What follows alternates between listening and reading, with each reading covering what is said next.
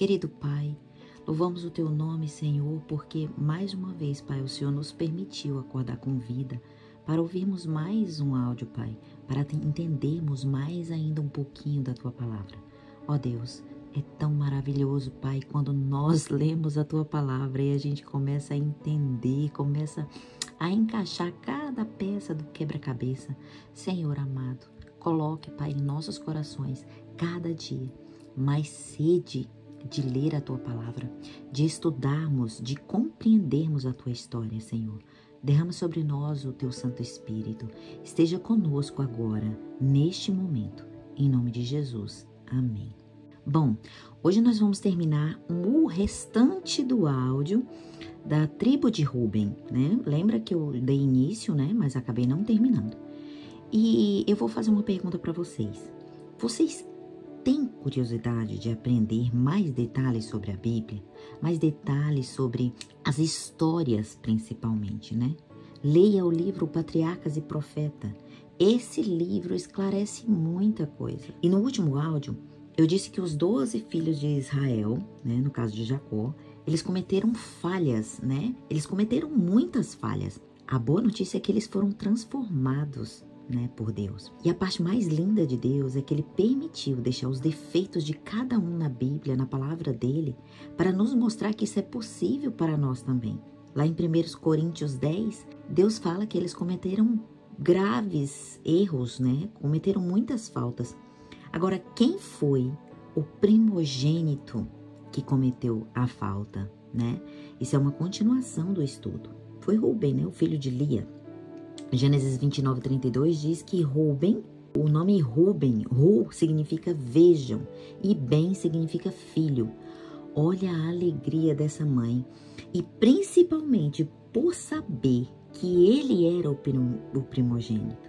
Agora, por que a alegria de primogênito? Engraçado que quando a gente estuda histórias, né, inclusive alguns filmes de época, até um tempo desse passado, mostrava, né, a importância do que é um primogênito. Hoje não se segue tanto à risca, né, mas a gente percebe isso. Esses benefícios da primogenitura, né? Que era o primogênito que era incumbido a ensinar a religião da família. Era de Rúben essa responsabilidade, né? Ele se tornava o líder da família. No caso, na falta do pai de Jacó, ele ocupava o lugar dele. Ele tinha o governo de tudo. Ou seja, Jacó ali tendo 12 filhos, como que Jacó deveria repartir a herança? Ele deveria repartir para 13 filhos, porque Rúben supostamente recebia uma porção dobrada. Agora, por quê? Porque era ele que se incumbia de ensinar a família. Era ele que tinha que ser o sacerdote do lar. Tudo isso recaía sobre a vida do primogênito. E esse privilégio recaía sobre a vida de Rúben. Só que lá em Gênesis, no capítulo 49, a gente vê que essa bênção Rúben perde. Essa bênção não foi para ele. Jacó profetizou isso lá no capítulo 49. Jacó ali dizendo, né, o nome de cada um, e ele descreve o caráter e defeito e a virtude de cada um dos seus filhos. Olha o que Jacó fala sobre o seu primogênito. No capítulo 49, 3, ele diz: Tu és o meu primogênito, princípio do meu vigor. Ou seja, primeiro ele descreve ali o que Rúben poderia ter sido, né? Ele diz princípio do meu vigor. Ele destaca o que Rúben seria. Tu és o meu primogênito. Poderia ser excelente em alteza, em poder. Aí vem o que impede, né? O que impediu ele. O verso 4. Tu és impetuoso, inconstante como a água. Ou seja, isso no original, no hebraico, a gente vê que tem um significado. Inconstante, impetuoso significa instável, né? E o que é instável? Vacilante. Gente, o nosso caráter, ele é formado pelos atos diários, pelas nossas atitudes diárias, o que nós fazemos, o que nós pensamos, e é isso que forma o nosso caráter. E uma das formas da gente revelar o nosso caráter é quando a gente passa por prova, porque é na crise que a gente se manifesta. A história dessas tribos tem várias crises ali quando a gente lê a Bíblia. E nós vamos descobrir o caráter dos Rubenitas. E quando a gente fala desse caráter acomodado, gente, isso falou tanto comigo. Porque na minha mente vem tantos exemplos do que é ser vacilante, do que é ser inconstante, ser instável. Tão instável como a água. Por que instável como a água? Porque a água, ela se enquadra em qualquer recipiente. Já observaram? Coloca ela num bol redondo, ela se encaixa ali. Coloca ela numa caixa quadrada de plástico, ela se enquadra ali. Em um retangular, ela se encaixa. A água, ela é instável, ela também se encaixa. A água forma o modelo de qualquer recipiente. Instável como a água. A água sempre busca o caminho de menos resistência. No caminho, ela se desvia da pedra, né? Quando ela está se escorregando entre um caminho, entre um braço, que ela vê ali uma pedra na frente, ela se desvia dessa pedra. Ela nunca sobe, ela nunca atravessa um obstáculo. Assim era a vida de Rubem. E com isso a gente pode se lembrar. Rubem, ele fez exatamente isso, principalmente quando ele vem na parte ali onde eles queriam prejudicar seu irmão e o seu irmão acabou sendo vendido. Rubem fez isso. Ele não foi firme. Rubem acabou sendo covarde. Ele foi vacilante, ele foi fraco. Ele tinha medo de seus irmãos e ao invés de influenciá-los, ele era influenciado. Ele temia ao que os irmãos dele diziam. E por que a gente sabe disso? Porque quem poderia ter impedido a venda de seu irmão, quem poderia ter impedido que isso acontecesse, era Rubem. Porque na ausência do seu pai, ele era o primogênito. A sua voz tinha que ser ativa. Só que ele foi vacilante. Ele se deixou levar. E aí o que ele fez? Ele fez exatamente como a água. Foge, passa pelo caminho mais fácil, vacila. É tanto que ali na história, né, a gente percebe que ele dá uma escorregada, ele sai, né? E quando ele volta, o irmão deles, os irmãos, na verdade, já tinha vendido José. E de quem foi a ideia? A ideia foi de Judá e não de Rubem. Por quê? Porque ele temia o que os irmãos poderiam fazer com José ali, né? Ele temia o que os irmãos ali naquela rebeldia poderiam fazer. Então a gente percebe aqui que Judá foi líder, porque quando ele dá a ideia, todos eles acabam seguindo. A Bíblia fala isso e nós vamos confirmar isso no áudio de Judá. Então, Rubem, ele foi covarde, ele foi vacilante. Ele poderia dizer não vão fazer isso. Por quê? Porque ele tinha autoridade. Ele podia ter salvado o seu irmão, mas ele não salvou. Rubem foi fraco. A gente vê aqui que Rubem, ele não era um homem mau, só que ele era vacilante. Lá em Gênesis 37, 21 e 22, ele não queria fazer mal para José. Ele não queria matar José. Mas quando ele se afasta, ele queria voltar para buscar o seu irmão, né? Só que ele queria fazer isso no secreto. Por quê? Exatamente porque ele temia os seus irmãos. Rubem era inseguro. Rubem tinha medo do que os irmãos poderiam falar. Meninas, olha, quando eu percebo o ato de Rubem, a covardia, o vacilo de Rubem, isso nós devemos lembrar o que isso pode refletir no nosso caráter, né? Em momentos da nossa vida, da nossa história, nós também temos sido vacilantes, nós também temos sido como a água, né? Inconstante, impetuosa, sabe? Depois que a gente passa a aprender a história, e o Espírito Santo passa a nos lembrar que nós devemos lutar para consertar o nosso caráter e a gente percebe o lapidar de Deus nas nossas vidas, sabe? Eu já tive muitos momentos de covardia, eu já tive muitos momentos o que eles vão falar, o que eles vão pensar. E por conta disso a gente não se posicionar, sabe? Mas Deus tem trabalhado. E isso não significa que nós já chegamos num patamar onde já estamos elevados, mas nós estamos numa caminhada. Olha, isso me faz lembrar, principalmente agora, depois que eu comecei num trabalho, vou contar uma pequena história aqui para vocês. Nesse trabalho, quando a gerente não está, elas costumam pedir para os amigos que estão trabalhando ali no balcão, escondido da gerente, faz um cappuccino para mim, faz um hot chocolate, faz um mocha, um latte, que são os tipos de cafés, né, que elas pedem. Aí, o que elas fazem? As de lá vão lá, preparam, tiram do copo descartável do Pret, né, que é a cafeteria, troca pelo copo descartável escrito Costa, que é a cafeteria concorrente, e traz para, se caso a gerente chegar, não perceber. Por quê? Porque é ilegal, porque elas têm que pagar. Elas têm que pagar por isso.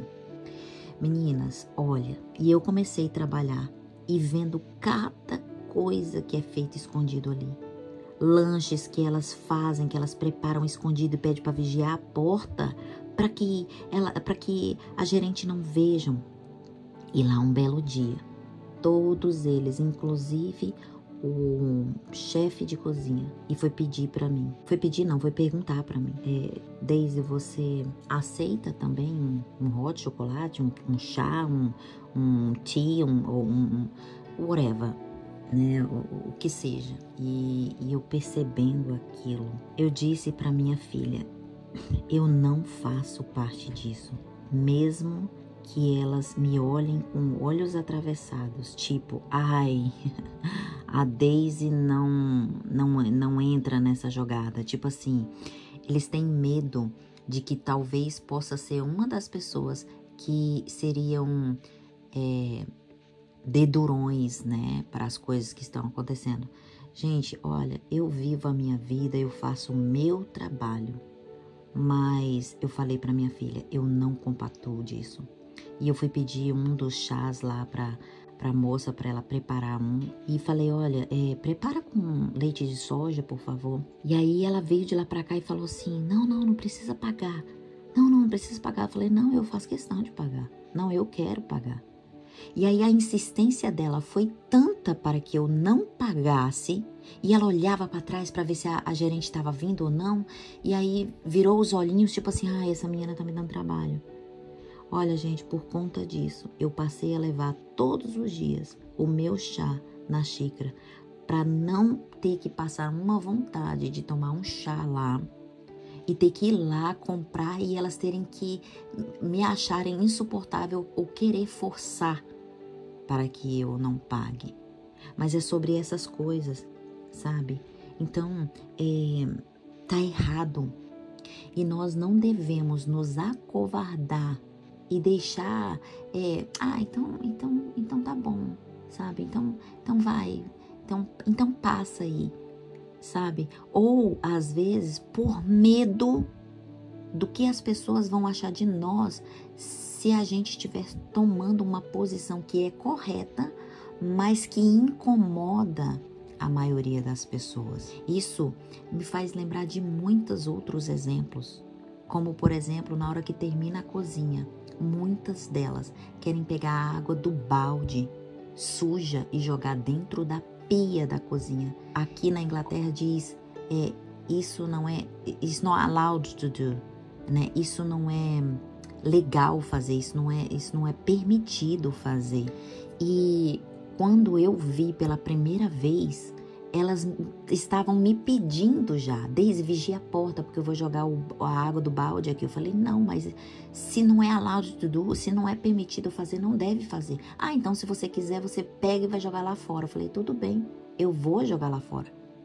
Mas isso não é fácil, não é fácil. Por quê? Porque você passa a ser olhada com ódio pelas pessoas que faz, pelo time do seu trabalho que faz. E em 1 Crônicos 5:12 diz que a genealogia de Rúben nem foi contada na Bíblia.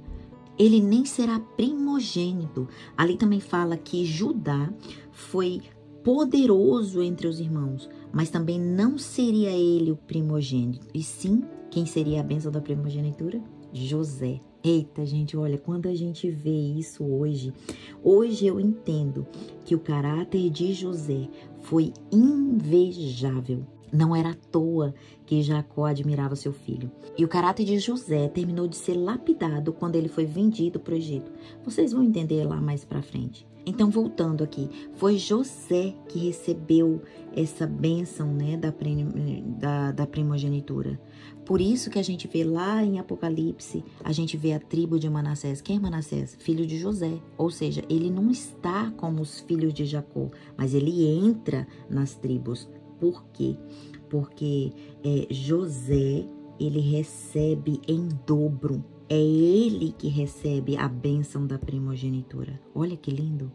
E a gente vai ver aqui 3 tribos que se destacam. A tribo de José, a tribo de Judá e a tribo de Levi.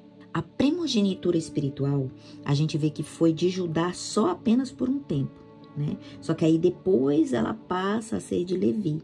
A governamental foi de Judá.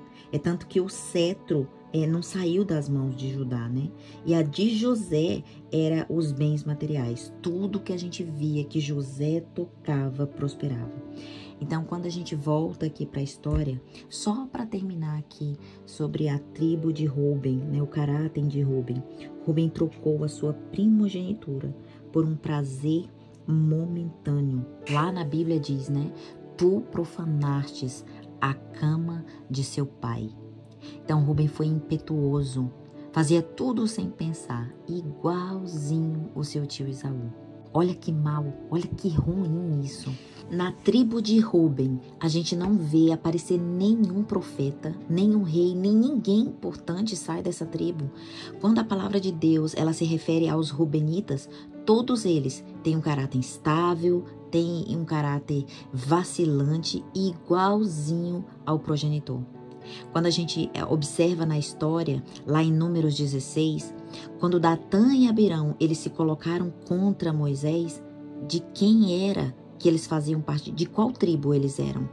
Eles eram rubenitas, rebeldes e impetuosos, igualzinho a Rúben. Quando os rubenitas conquistaram a terra prometida, onde foi que eles ficaram? Eles foram os primeiros a possuir a terra. Por quê? Porque eles não queriam desbravar, eles não queriam caminhos mais difíceis, né? Impetuoso como a água, ela não sobe, ela desce, ela busca o caminho mais fácil. Eles queriam o caminho mais fácil. E isso não é coincidência. Isso era Deus mostrando os defeitos da tribo do primogênito. Se você tem figura na sua Bíblia, dá uma olhada lá na parte do mapa. Você vai ver que eles ficaram antes do Rio Jordão, quando foram divididos a terra. Por quê? Porque eles não queriam lutar contra os cananeus. Foram os primeiros a cair em adultério espiritual, a caírem na idolatria. Era para ser, a tribo de Rúben era para ser um exemplo, mas ao invés de serem exemplo, eles deixaram se levar, eles se deixaram ser influenciados pelo povo pagão e caíram na apostasia. Foi a sua tribo as primeiras a ser levado para serem idólatra, sempre inconstante como a água. Deixavam-se influenciar pelos demais, eram covardes. Gente, quando eu vejo essa característica, eu recebo desafios no meu trabalho. E no meu trabalho até que tem sido fácil. Só que eu percebo o quanto que eu já fui covarde. E não somente nessas questões, mas também às vezes nós somos covardes em defender a palavra de Deus. Nós somos covardes quando alguém fala contra o que nós cremos. E isso vem várias cenas na minha mente. E nós, às vezes, deixamos de abrir a boca por covardia. Os rubenitas não faziam nada com convicção daquilo que estavam fazendo. Agora, como pode esse homem estar escrito no portal do reino dos céus? Uma tribo que fracassou a vida inteira É aí onde a gente vê a misericórdia de Deus. O amor de Deus era grande demais pelos seus filhos, porque aquele que vai longe demais e se arrepende, Deus abre os braços para receber. Olha que lindo! E isso se refere a cada um de nós nos tempos de hoje, porque foi pelo amor e pela misericórdia, pela graça de Deus, que os Rubenitas, eles puderam chegar ao céu. Isso está profetizado, isso está lá em Apocalipse. Agora, onde e como que a gente descobre que os Rubenitas, eles puderam alcançar a vitória a fazer parte desse céu? Foi numa crise tão grande que os Rubenitas, eles passaram, que eles foram transformados o caráter de cada um. E aqui eu abro um breve parêntese. Você já passou por alguma crise? Você está passando por alguma crise? Olha, creia, é na crise, nós devemos agradecer a Deus, porque é na crise que somos transformados, é na crise que nós somos lapidados. Eu bem sei o que eu estou dizendo. E esses Rubenitas, eles foram transformados nesse tempo, no tempo de crise, na época em que a profetisa Débora, quando uma mulher ali foi levantada para governar, para profetizar Israel, né, melhor dizendo, foi no tempo dela, onde todas as nações de Canaã ali receberam ataques para acabar com os israelitas, que os povos se uniram para destruir Canaã. Isso está lá no livro de Juízes, vocês podem ver, que Débora ali acaba proferindo, né, o cântico. E é nesse cântico de Débora que a gente vê a vitória. E ali ela menciona cada tribo. E olha o que ela fala da tribo de Ruben.